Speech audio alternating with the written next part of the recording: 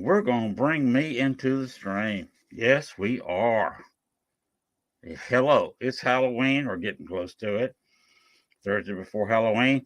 This is part of our big 13 days of Halloween Spooktacular. And here I am, Mr. Spooky himself, hosting the show, Norman Southern Fried Paranormal. Hey, let's get on with the show. Tonight, we're going to do something a little different. I've been posting videos the last few nights on having a show every night. Tonight is just going to be a normal talk show format. And I have my guest, Holly Mullins. You see her website down below, www.intuitivehealerholly.com. So we will be interviewing her in just a few minutes. I'd like to say a couple of words about what we're doing, and everything disappears on me. Okay. As I talked about, 13 days of spectacular fun, and we are on the Thursday before Halloween. Now, next Sunday, this coming Sunday, a couple of days from now, we'll be discussing on the show the first day of Day of the Dead, which, of course, is a 3-day celebration, not just one day. The day before Halloween, the day after Halloween, and, of course, Halloween. So we'll be doing a live multi-hour show on Halloween. Hopefully be doing it outside. If not, I'll be doing it in here. Depends on the rain. But Day of the Dead, I'll be talking about what the celebration is on the first day of Day of the Dead, which will be Sunday night. And then on the first, which will be Tuesday, we talk about what's done on the last day of Day of the Dead. And of course, I'll start the show by talking about the middle of Day of the Dead on Halloween. So that's all coming up. Now, we're going to bring in Holly Mullins. Right here, right now. Hello, Holly. Hello, Leon. You see, I kind of changed when you were in the green room. Different. Look a little bit different. Just a little. Yes, just a wee bit. So, how have you been? I have been good, busy, fighting off the sickness. I'm glad to be on here finally because we've kind of been missing each other on getting on with the interview. Yes, well that happens. It does happen. Yeah, all in the right timing. You were working a job, and I can perfectly understand that you were having to be at work early in the morning. Yeah. And with you on Eastern time, my show doesn't start till 11 o'clock your time. Yeah. It makes it a little. I'm a little old. I need to go beauty sleep. Well, you gotta get to sleep. Yeah. Sometimes. Yeah. Sometimes. My expression here on the show is the paranormal never sleeps, but the people do. Yeah. True. Yeah, the humans do. The paranormal may not sleep, but the humans have to sleep sometimes. Yeah. So I can understand. I don't never had a real problem with that. We just had to get together, and here we are recording a show, and here we sit. Here we sat. So I'm glad we got together and glad we're here recording the show. Me too. So you are talking about being an intuitive healer. Is that correct? That is who I am, yeah, among other things. Okay. Can you explain to the audience? Yes. Exactly what you do, what an intuitive healer does, what you're all about. Absolutely. So I'm located here in the Appalachian Mountains. I'm a what we call now is a modern day granny woman. A granny woman is the healer of the mountains. You hear of them in the Ozarks. You hear of them in the Appalachian Mountains. We are typically women and men who practice folk healing. We practice herbalism. And most of them practice their intuitive gifts. So for me, everything, and I say I'm many things, it's because whenever you're open and whenever you start to discover who you are spiritually, you take on many different, I guess, attributes of who you are as a person spiritually, and you grow, and as long as you're growing, you're always going to be becoming something new. So I stuck with intuitive healer because it focused on in a bubble who I am as a person. Intuitive healer is someone who uses their intuition to help heal people with mind, body, and soul, and in different ways. That's energy work. That's through herbalism. That's through my shamanistic path, in many different ways. But being able to tap into the other side to help with physical ailments, hands-on healing, things like that. So yeah, intuitive healer is a encompassing of me, and it is many things. Okay.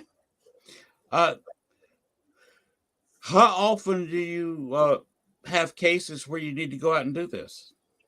Okay, so how it works for me, first of all, let me back up a little bit. It might be easier for me to kind of start from the beginning of how I even got to this point, because most people who talk about them being a child and having experiences when they were a child. Although I did, and honestly, I couldn't remember them, or like really threw it off as just, oh well, that's nothing out of the ordinary that's happening, because it's so normal, right? So the paranormal for me started when I had my experiences with out of body experiences, and I didn't know what was happening to me. So I really researched. I was already open-minded, mind you, growing up in the Bible Belt. I was open-minded, but I didn't understand everything. So it scared me when I started having my out-of-body experiences with astral projection. And this is where we travel outside of our bodies. A lot of people have this happen during sleep paralysis. It is a big part of it. It encompasses it all. Astral projection is traveling outside of your body when you're sleeping. It can happen spontaneously, or some people can control it. I'm not that person who can control that, but I had these experiences and didn't know what was happening. Started awakening, and it really changed my life when I got into the paranormal. Because what really got me there was my experiences. So I wanted to help other people as I started to understand myself. So it really started opening up the floodgates with me to understand better who I was. So spent 11 years in the paranormal, helping people on residential cases. That was 100% what we covered, because that was my main focus, is helping other people and educating other people. So in that process, I was finding more about myself too, because for me, the paranormal was a path. While we was called out on residential cases, we also have investigated plenty other places around the United States. Just being able to go to events, being asked to speak, setting up and speaking to people and reading for people.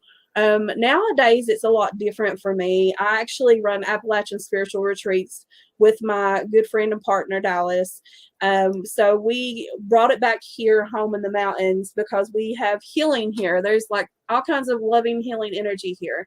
Spent that time in the paranormal, and again, brought it back here after traveling for a lot for years.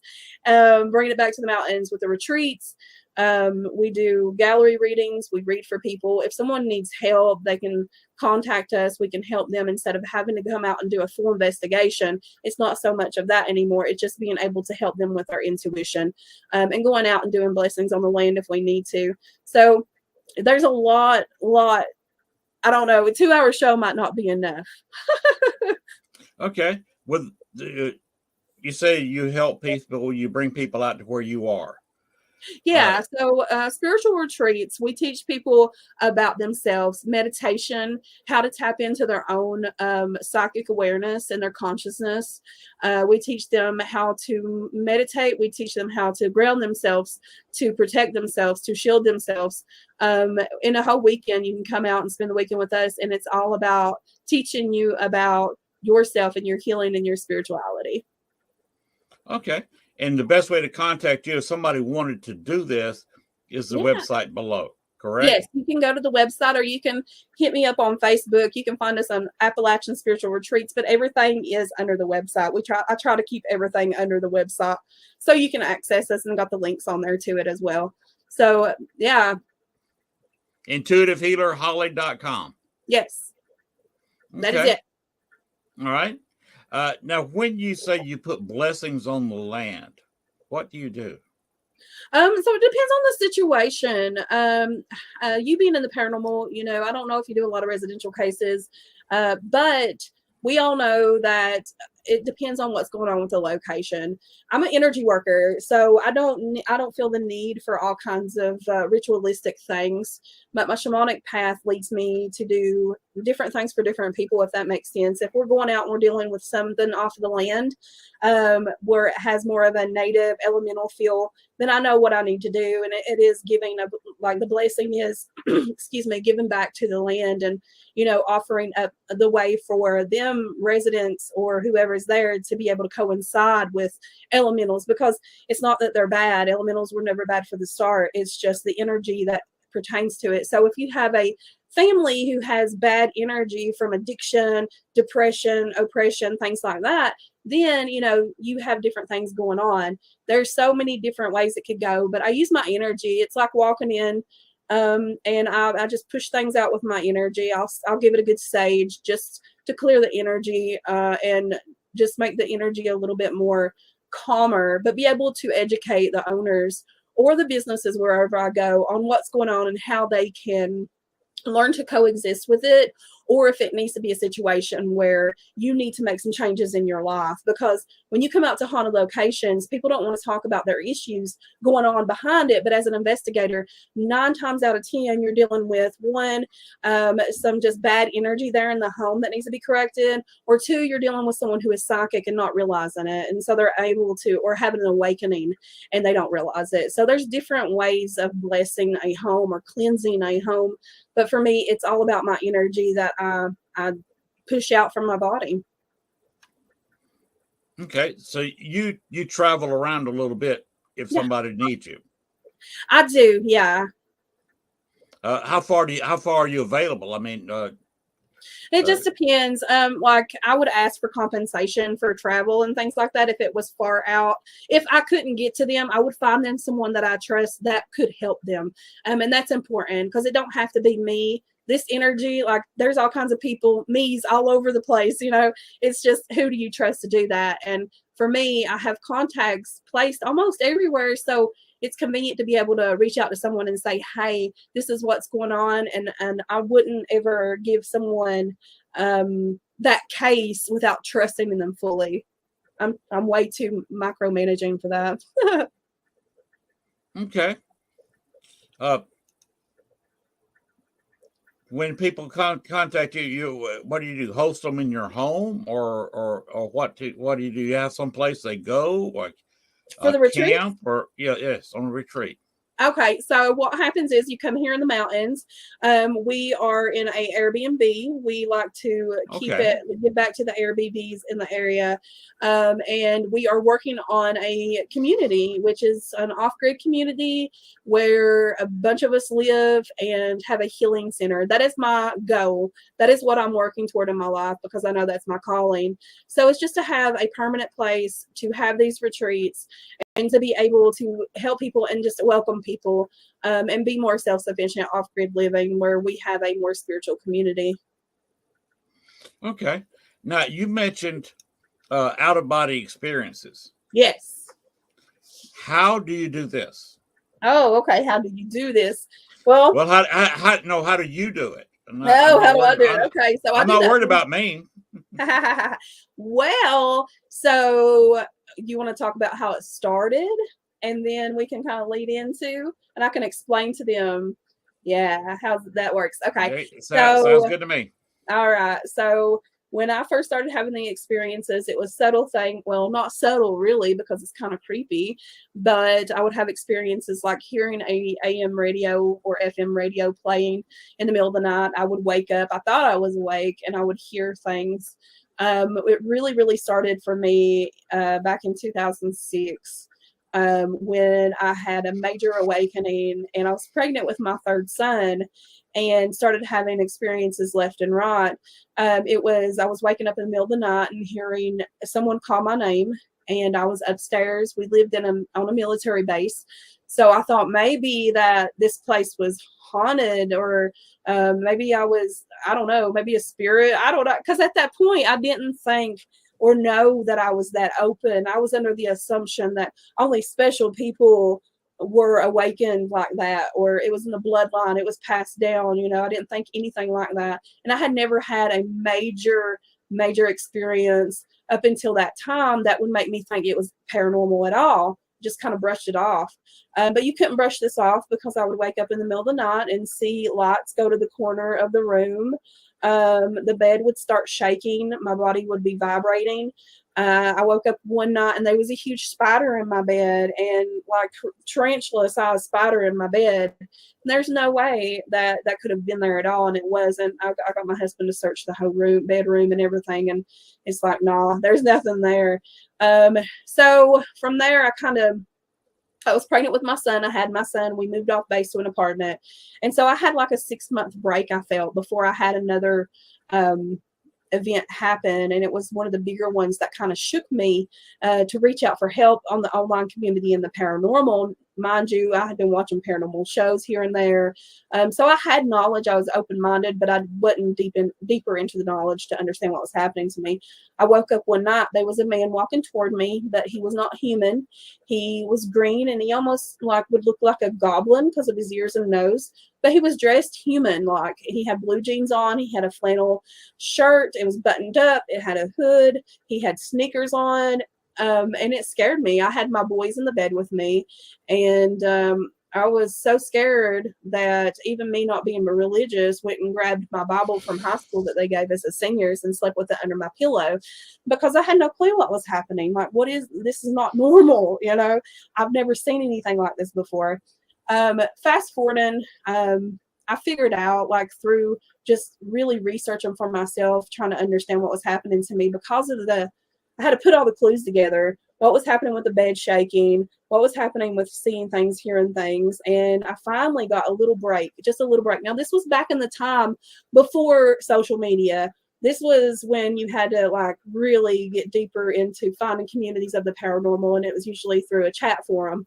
So I went on and tried to get help. Everybody told me it was demonic, blah, blah, blah. Told me that I needed to do this or that. And I felt, and with everything in me, that it wasn't that. I would know as a person. I would trust my intuition that much, even though I didn't think I really had any intuition. But so yeah, I reached out for help from the paranormal, canceled it out after I started finding this is astral projection. And I just didn't realize all the other things with it until later on. It took a few, I don't know, 4 years after that for me to start even realizing that, hey, you can actually grow. This is not just who you are, but this is part of who you are, and this is something that you can work on and you can expand. So I started meditating, and my hands started heating up. And when they started heating up, I had no idea what was happening. And I asked for help from everybody around me that I knew that was any type of psychic or, healer or what, because I was like, I don't know what's happening. My hands would clock in at 115 degrees, because at that time I was still in the paranormal. So we had the equipment to get the digital therms out and say, okay, what are we doing here? What's happening with my hands? Because they was visibly really red hot. And so, I always say in this life, we are a student and we are a teacher, and we are the master of neither. And that keeps us open for learning, right? So I had people who come in my life. It was one person who said, Holly, I think you're a healer. And I was like, nah, I worked with the dead people. I don't work with living people. That's not my jam. So little did I know that was my path, and I would learn to fall in love with it, and it would go deeper and deeper and deeper into the rabbit hole than I ever thought that I would ever be, even though being so open-minded, this stuff is not supposed to exist. So out-of-body experiences is kind of like an umbrella for the, you say you're paranormal, but what part of the paranormal are you in? So out of body experiences is when your astral body or your soul body travels outside of your physical body.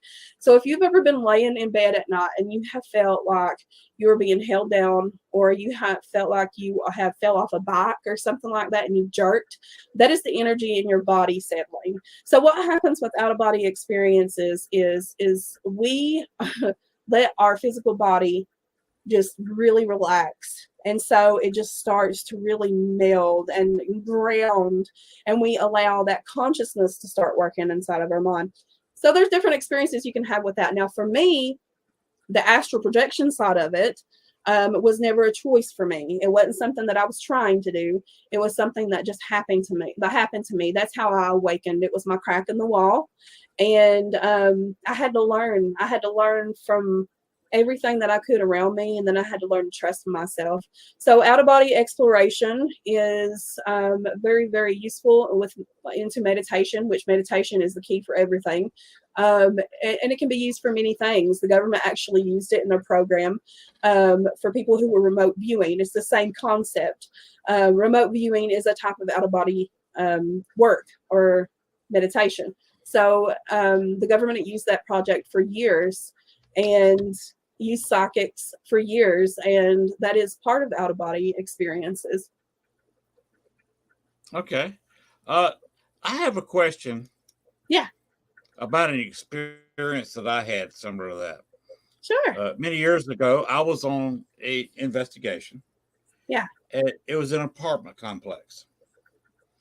And my two co-investigators, they were smokers, and you know how smokers are. After a while, you're in a little bit of a stressful situation. They got to have a cigarette. Yeah. Just got to. So I'm not a smoker, so I let them just go out there, and I was kind of a third wheel. These two were actually, they broke up shortly after this, but they were at that time a paranormal group, and I was just somebody they went on investigation with. Gotcha. Because they were only two people showed up from their group. I think they were only a group of about 4 or 5. Only two of them could go, so they invited me. And of course, hey, we wanted paranormal investigation. Of course, yeah, let's go. So I was in the living room. The couple who lived in the apartment were in the next room, and of course, sitting there in the quiet, I would just meditating, just trying to relax. Yeah. And I was concentrating on when the building was built.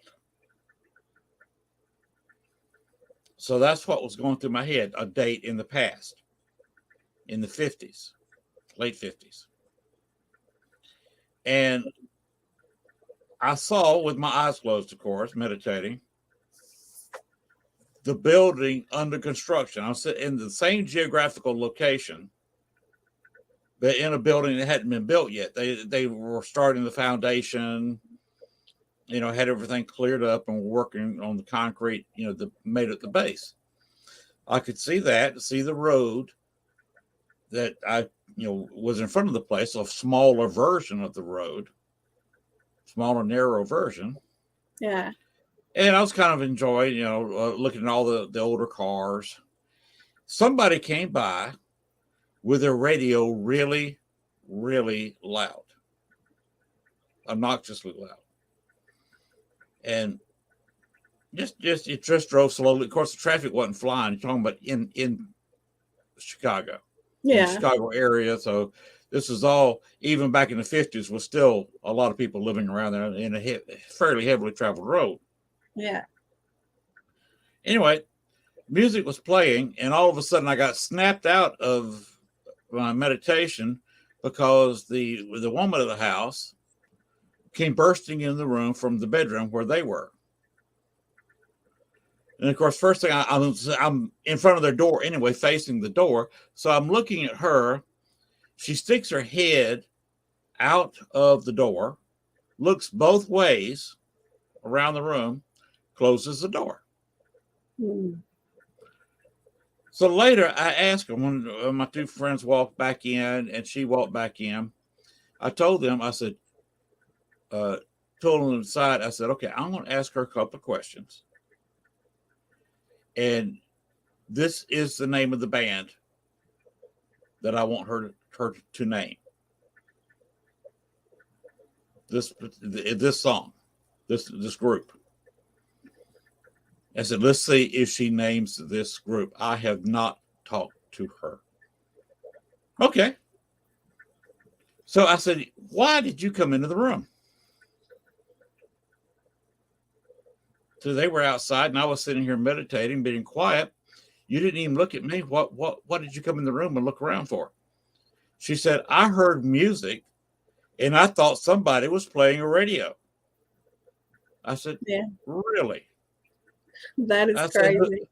I said, who was playing?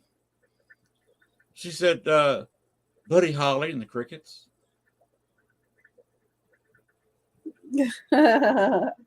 And I'd already told my buddies that was the correct answer. Sorry, on my camera. I realized that I'm fuzzy. What happened? How did she know and react to hearing music so loud she heard it in the next room through a closed door? How did I pull music from what looked like the 50s and she heard it loud enough in the next room to be able to identify the group? So what happens is, this is actually a good question. It is a very good question, because what happens is,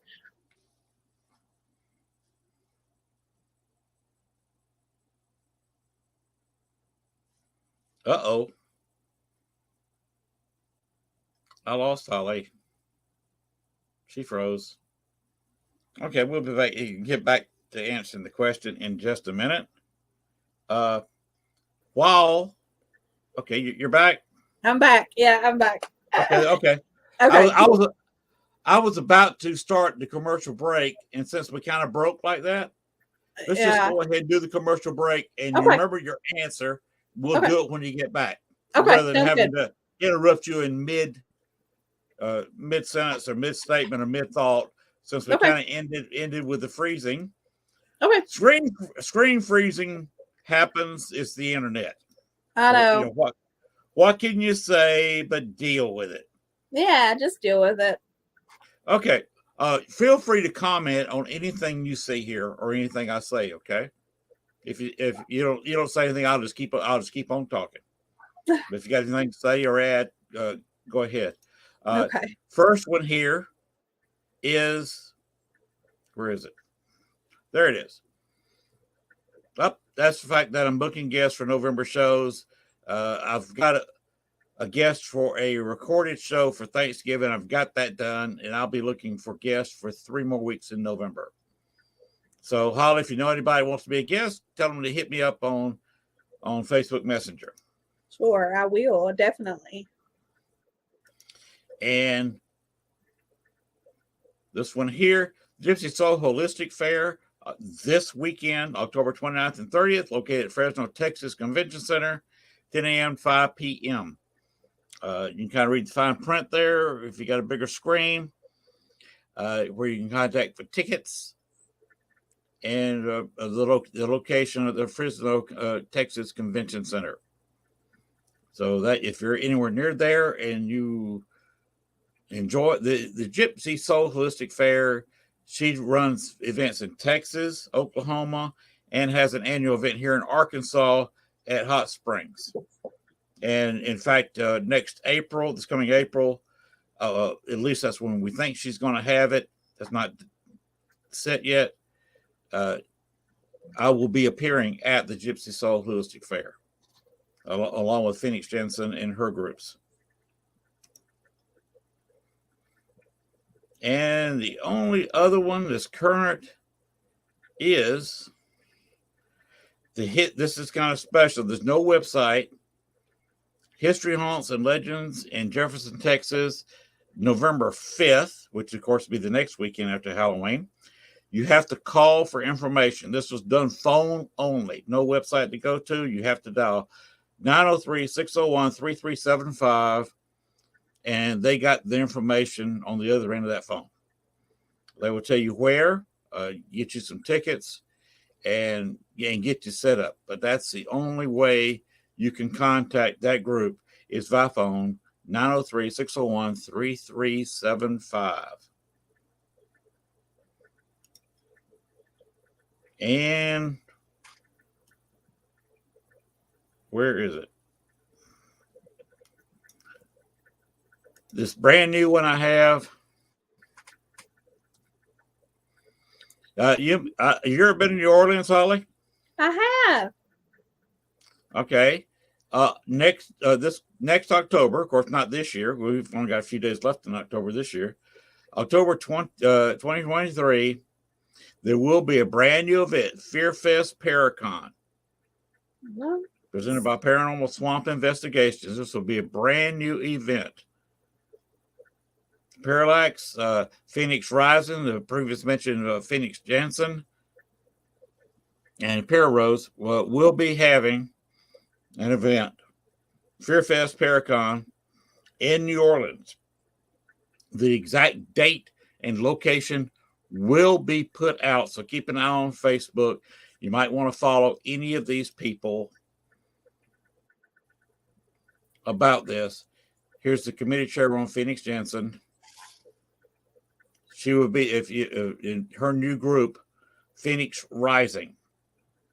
She's decided to get back into paranormal investigating as an official investigator with the group. So this is all brand new. These little internet banners were only made up this past week. So this is announced over the weekend. So that will. And by the way, I've already obligated myself to be appearing in New Orleans. I'm only 6 hours away from Bourbon Street. I mean, walk out my front door, and I can walk in the front door of a hotel on Bourbon Street in 6 hours. I love it. I love New Orleans. I went during Mardi Gras. And Holly freezes up again. Midst of chaos. Mardi Gras is a mess, and of course you froze again. I know. It's the holler. Since we're talking about New Orleans, you have no idea where this photo was taken. No. Or something more interesting. Huh. That's not interesting.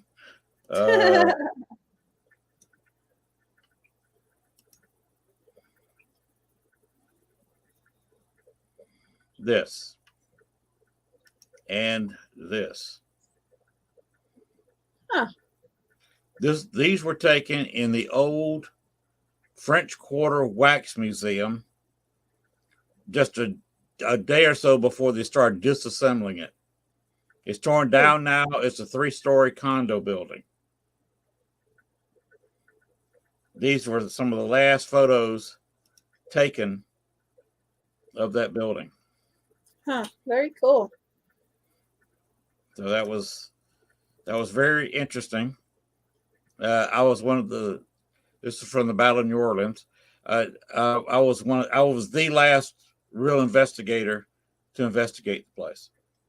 This was a Friday night. They had a party for staff on Saturday night. And Sunday, they started, people were bidding and buying some of the Rex figures. They were walking out the door Sunday. By Monday, they were tearing the place down. Wow. That's crazy. So that's the end of mid-break. What were you going to say about my little experience? Okay, so I do this quite often with out-of-body experience. I'm a everyday meditator, so I use that as my tool, and it is so I can't really, if everybody could meditate, the world would be a better place. But during meditation, sometimes you got to think of your consciousness like a frequency on a radio. So that is the reason why sometimes when we get into a certain level of consciousness, we're able to actually hear radio frequencies or music. And the fact that you were actually in the situation, you were taking yourself there. So you were taking yourself back in time and being able to look at everything and feel everything. That's actually a lot of energy imprint and in fluctuations. And if you guys had meters and things like that out, I would imagine that the levels on the meters would have made some kind of noise or whatever. But if not, you can definitely feel that energy and it imprints. And it just sounds like to me that she was very very open to be able to hear that as well. So it just tells me that she was more sensitive, that more in tune. But it tells a lot about you. About me?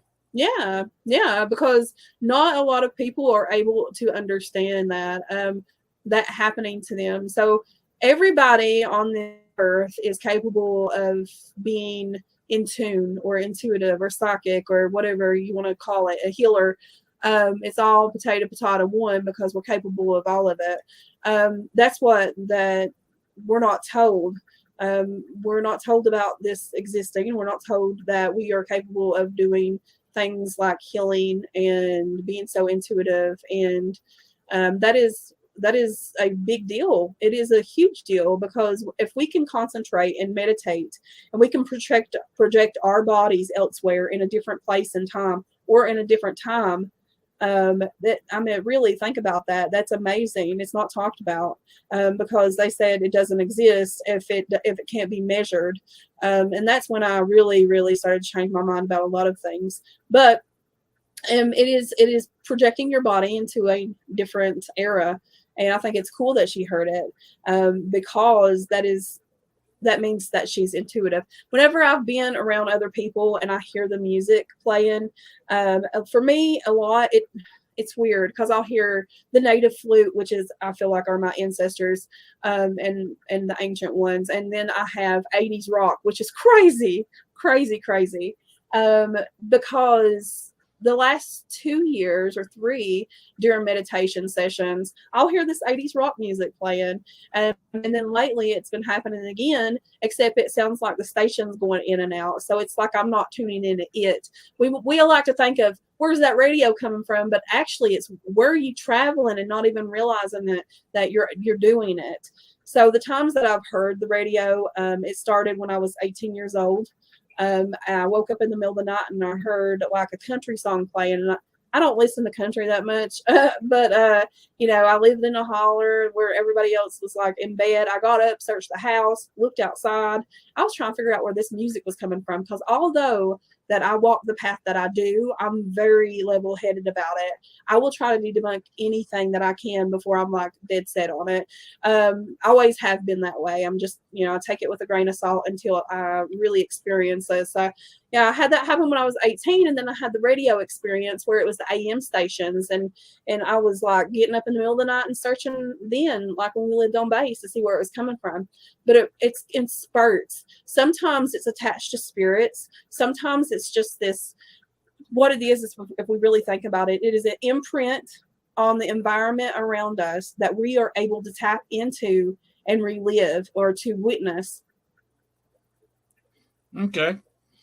What was I doing? Acting as some kind of conduit where you she were was able actually. So you were able to tap into that time and that time frame, and what that time frame helped you with. That music told you what time frame that was you were looking at.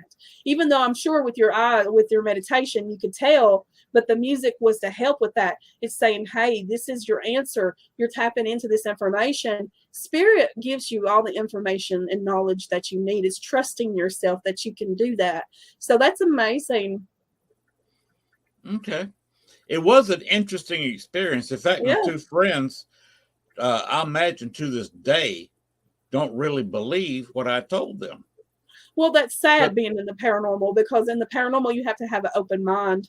If you come into the paranormal to debunk things, or if you come into the paranormal just to prove that it's not real, then you should probably not be on that path, because you have to have an open mind when you go into the paranormal. And I've seen it so many times. We've been in the haunted locations like St. Albans Sanatorium. We'd had a group of people that, guys, they're like, very scientific. Don't get me wrong. I know there's you want to prove that there's something out there, but sometimes the personal experience is the only proof that you'll ever have. True. And both the guys were in the paranormal for the wrong reasons. Oh, most of them are, honey. Let's just put that out there. Most of them are. One guy had $40,000 to $50,000 worth of equipment. My God! Just give me an audio recorder. he wanted to be on TV. Oh, they all do.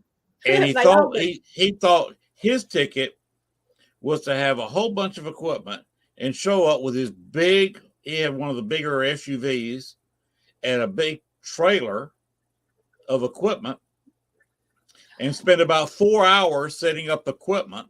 Yeah. And that's what impressed people, the powers that be, to get him on TV. He has since given up on that. The other guy was the other ego thing that we mentioned, before we went on air. He was in it not to get on TV. He was in it for the women. Oh, honey, yes. See, I just had this conversation with people. Y'all, I've done this for like 10 years, and I know that's not long for somebody, but it was enough for me to understand what the paranormal was about. Because it was like I was telling Lynn before the show, whenever I come into the paranormal, it was for the passion of it, because I wanted to help other people, and I wanted to understand things for myself, okay? So that's what the majority of people do. They feel a calling to this path. Now, the other majority is like, oh my God, they might have a calling or interest in it, but they realize quickly they can get attention from it, because there's so many people who are naive, and they just, I don't know, they just really aren't there yet in life to really look at someone and tell if they have an ego or like they're full of crap. But then I realized that not everybody was in it for the same reasons that I was. And it was competition. It was ego. It was who can be the better of the two, and who can have this location and that location. But the truth of it is, if you're on the paranormal path, one, you're not going to stay there for your whole life. Two, you are going to be doing it for the reasons of research and being able to understand it and understanding you, because that path, I promise you, is a path set out in front of you for a reason, and it is to open you up. It is to awaken you. It is for you to understand who you truly are, and it's a beautiful path. It can be a beautiful path, but for me, I get what you're saying. There's drama, there's ego, there's jealousy. It's all really. People have made it into such an ugly thing when it's supposed to be beautiful. If you look at quantum physics into like Einstein, if you look into Art Bell, things like that, all these men, all these women who have made a great difference in this world, in the paranormal, some way or another, you will see that these people really, really tapped into something bigger than us, and bigger than ego, and bigger than any man could sit down and write and try to manipulate or whatever. It's bigger than that. And they had an understanding of the consciousness, and how that has to do with paranormal. That is everything to do with the paranormal, because it is a path. It is the way that it helps show people how everything works in this world. It's you see different things and you start to realize how it works, and that's beautiful. That's why we're here, right? We got to understand the paranormal before we can really get in there and investigate it. Now, if you're investigating the paranormal for the right reasons, then you know that you're going to further on your path of understanding of what you're dealing with. You're not just going in there just to film it and show everybody, and not really go over evidence, because I can tell you right now, being a paranormal investigator is a very hard job if you're doing it for the right reasons. And I say hard because if you don't have the right team, you're stuck with going over hours and hours of audio, video. You are setting up you're setting up everything. You have paperwork. You're going by the book. You are really trying to honestly help people, or trying to research and try to understand the paranormal more. Yes, and that's why I'm in it, to understand, because I've known since I was a child that the paranormal existed, having Yeah. had had paranormal experiences when I was 5, 6 years old. Right. I And knew it existed. yeah. And you just didn't know that it was because of you, right? Because when we think of Mhm. stuff happening, we think of it, oh, well, then is it the house I live in? Nah, baby, it's you. Yes. It's always Uh, been you. yes, it's surprising. Uh, to give you a quick example of what you just said, I was in Bachelor's Grove Cemetery, if you've ever heard of it, one of the most haunted cemeteries in America, just south of Chicago. Okay. I was in there, and you got it was, I was talking to the regular spirits that were there, just having what some people would call extraordinary conversation. I just thought it was ordinary. I was talking to the spirits that were there. And Yeah. all of a sudden, I noticed the highway going by. There was no traffic, which was weird. Yeah. Uh, as in, uh, I couldn't. Very seldom would I go 30 seconds without hearing a car go by, and all of a sudden I've gone about 5 minutes. Yeah. So that's weird, very Yeah. weird. So then I started looking at it, and time went by. I started looking at the time going by, and went by another 10 or 12 minutes with no cars. And I said, okay, something's wrong. This is creepy. And I could see a figure, and you probably know what I'm talking about, in the air, where you can see, dust particles and humidity floating in the air. Yeah. Except this one was human sized, Yeah. a big human. Big human. Yeah. Gotcha. And I looked at my Echovox that I was listening to the spirits, and I said, "Is there a spirit that's not supposed to be here?" And got 3 or 4 yeses Right. from the spirits, and then they disappeared. They were gone. There was no conversation. It was over. And I Yeah. just kind of looked at him. I said, "Yeah, I can see you, right?" Right. And he turned out he followed me. I guess attached to me, or just followed me to the car. I was really creeped out, and went home. I noticed on my way home uh, that when I got to the first intersection I passed through, there was a police officer sitting there with the light on, blocking traffic, not allowing them to go straight, and forcing them to make a turn. So I said, okay, they're doing something. It's not my business. They're not stopping me. Right. So I just went on home, and still a creepy feeling. That night, I realized that he had followed me home because we had a household spirit. And the two of them did a little shuffling around. You could hear them mumbling. And then I could feel when the two of them left. My wife and I both felt this. Yeah. And they were gone. And we never heard from them again. Yeah. So the spirit followed me home, made friends with our house spirit, who knew we were going to be selling the home pretty soon. Yeah. And it took off. They Yeah. just left, parts unknown. Yeah. Turned out the reason there was no traffic. Whoops, we've totally lost signal. There we are. We lost you totally there for a second. Uh-oh. The other, see, the cop had him stopped about a mile away from where was the cemetery. The other way was about a mile for the next traffic light and intersection. A cop up there had traffic blocked. And yeah, we lost your picture. Can you hear me okay? Yeah.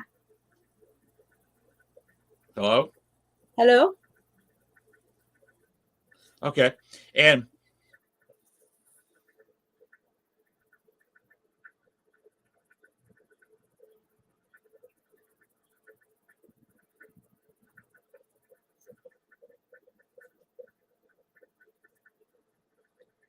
We are frozen.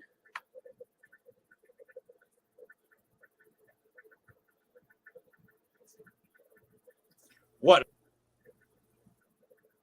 I can see you now. I think. Oh, Lord.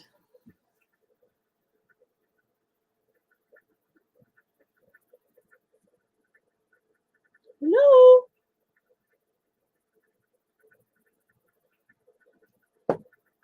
internet issues.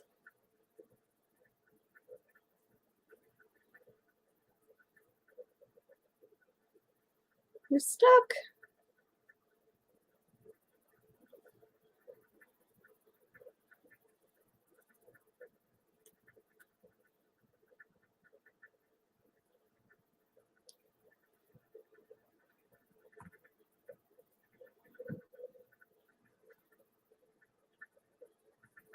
Uh-oh. I guess I'm like hosting the show now.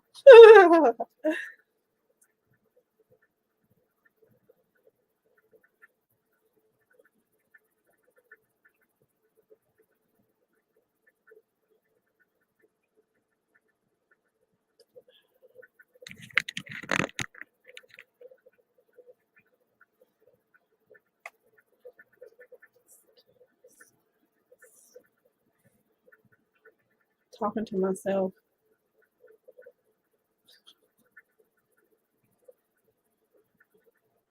Hello.